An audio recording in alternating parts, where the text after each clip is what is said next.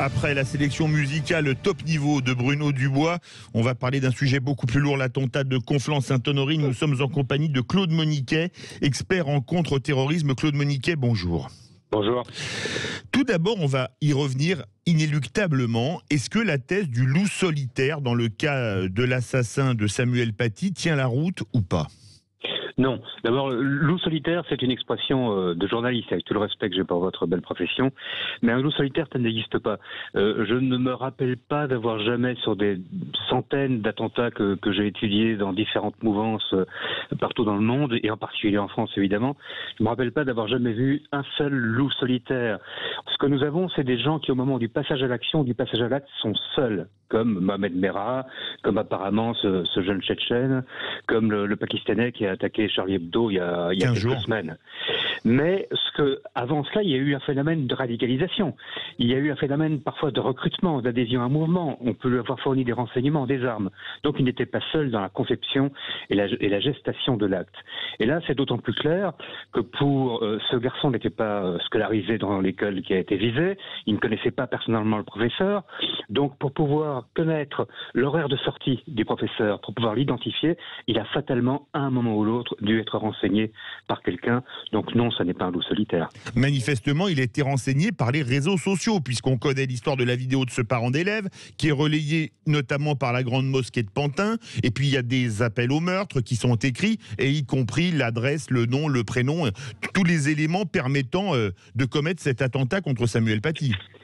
Oui, mais tout ça ne vous donne pas son horaire de sortie une veille de vacances, tout ça ne vous donne pas, à ma connaissance en tout cas. Alors, on pouvait trouver effectivement par les réseaux sociaux, on pouvait trouver des photos datant de quelques années, enfin c'était quand même relativement aléatoire, donc on verra bien. Mais du reste, pour le moment, on a 10 personnes en garde à vue, dont d'ailleurs une personne qui avait été essentielle, qui était le père d'une élève qui avait instrumentalisé cette affaire et qui avait déposé une plainte contre Samuel Paty. Et qui ne s'est pas rendu au commissariat avec sa fille le jour de la convocation.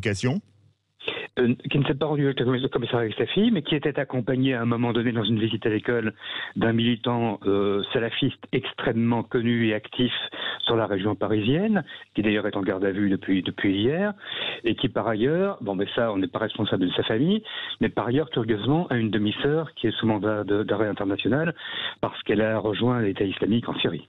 Et absolument. Alors, est-ce que, quand vous voyez par exemple la grande mosquée de Pantin qui a retiré sa publication après l'attentat, avec des commentaires qui étaient de véritables appels au meurtre, est-ce que pour limiter le risque terroriste en France, on ferait pas bien de surveiller un peu plus les lieux de culte ? Alors, les lieux de culte, c'est évidemment toujours un sujet compliqué. D'abord, soyons clairs, les lieux de culte les plus radicaux font l'objet de surveillance du renseignement. Ne soyons pas angéliques. Et c'est normal. Maintenant, effectivement, le problème, c'est qu'on assiste en France un peu partout, et c'est un phénomène auquel je me suis intéressé ces dernières années, à une pénétration des lieux de culte, y compris traditionnels, y compris très respectables, par une frange salafiste qui radicalise les lieux, qui tente de prendre en main la direction de la prière, qui tente de prendre en main les prêches, qui tente de prendre en main les fidèles ou de radicaliser les fidèles. Et là, c'est beaucoup plus compliqué, parce qu'on peut avoir des lieux de culte dans lesquels 90% des gens sont des gens tout à fait honnêtes, respectables, qui vont prier, tant mieux pour eux, et puis 10%, une frange de 10% qui est activiste, qui est salafiste et qui essaie de pourrir les choses et de les radicaliser. Comment réagir à ce niveau-là ? C'est compliqué. Nous sommes dans un État laïque, mais un État évidemment qui respecte par ailleurs l'exercice des cultes. On est sur un sujet que tout le monde comprend être très sensible et qui par ailleurs peut être exploité si les choses sont mal faites par les extrémistes qui diront mais regardez, c'est une guerre à l'islam, Macron, le chef des croisés, etc., nous persécute. Donc oui, je pense effectivement qu'il faudrait mieux surveiller les lieux de culte, mais c'est extrêmement sensible. Mais alors, il est quand même passé au travers des mailles du filet parce qu'il n'était même pas fiché S. Alors, il n'était pas fiché S, comme d'ailleurs le jeune Pakistanais d'il y a 15 jours à Charlie Hebdo. Mais on est en face d'un garçon qui est arrivé de Russie relativement récemment, qui est titulaire d'un permis de séjour de 10 ans, comme le reste de sa famille. Qu'il avait eu début 2020. Début 2020, en mars 2020, qui a 18 ans, donc qui n'a pas encore eu, je dirais, le temps de se faire remarquer, en France par un extrémisme.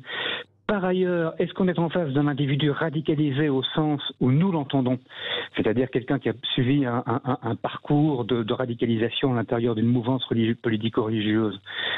Ou est-ce qu'on est simplement en face de quelqu'un qui baigne dans ce que j'appellerais un milieu culturel, un jus culturel qui fait que pour lui, sans même être à ses yeux radicalisé, l'insulte faite au prophète mérite la punition, mérite la mort, ce qui est quand même relativement présent dans certaines parties du monde musulman, entre autres chez les Tchétchènes dans le Caucase, comme mode de pensée. Ça, c'est de l'avenir qui le dira. Mais on aurait très bien pu ne jamais remarquer ce garçon, parce que simplement, il ne fréquentait peut-être pas de milieux radicalisés. Maintenant, on est au début de l'enquête, qui a commencé il y a 48 heures, donc on verra ce que disent les choses, mais il y a cet aspect culturel certainement à prendre en compte. Dernière question pour une réponse en 30 secondes. Est-ce que ça interroge pas sur les gens qu'on accueille en France que sa famille avait été refusée pour l'asile politique en Pologne ? Écoutez, oui, il est clair que nous avons la France s'honore d'accueillir des réfugiés. La France est un pays qui défend les droits de l'homme et qui accueille les réfugiés. Maintenant, effectivement, peut-être faudrait-il être un peu plus regardant et sélectif et mettre des conditions, en tout cas sur les valeurs. Quand on se réclame des droits de l'homme, on ne peut pas en même temps, quand on se réclame de la protection des droits de l'homme, on ne peut pas en même temps véhiculer des valeurs qui sont des valeurs archaïques, antidémocratiques et qui ne sont pas laïques. Merci beaucoup Claude Moniquet, expert en contre-terrorisme. Dans la prochaine demi-heure, on va retrouver Sandrine Debrune pour nous parler de décoration, bien évidemment, version déco XXL ce matin. Ensuite, on aura Bruno Pomar, ancien flic d'élite, fondateur du RAID. On parlera également de comment ça se passe pour des flics quand ils tombent sur un terroriste nez à nez. Et en tant qu'ancien fondateur du RAID et de flic dans les cités, il sait de quoi il parle. Et ensuite, on aura le journal des sports de Gaspard de Vaubicourt. Reste bien avec nous sur Sud Radio.